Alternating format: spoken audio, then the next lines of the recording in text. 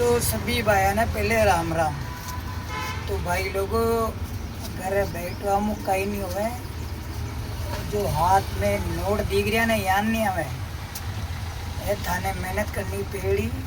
और घर बैठो हम कहीं नहीं हो भाई साहब, क्योंकि आज के टाइम में कोई 1 रुपये भी कोई नहीं देगा अपने, ठीक है।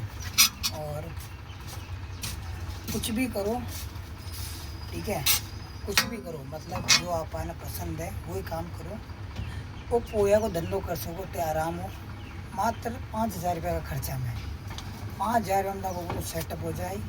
एक थैलो ले लो, 1,000 रुपये का हिसाब वो किराए पे, और एक तवो लानो थाने, 2-4 तरह की नमकीन लानी सब, और थोड़ी वेजिटेबल लानी, और खुद को धंधो सेट, और एक सिलेंडर की टंकी लानी। भाई लगो ये नोट है ना तो अपनी बूझ है, बाकी कहीं बूझ को नहीं। वीडियो पसंद आए तो लाइक करो, बड़ी हो जाए। जय श्री राम।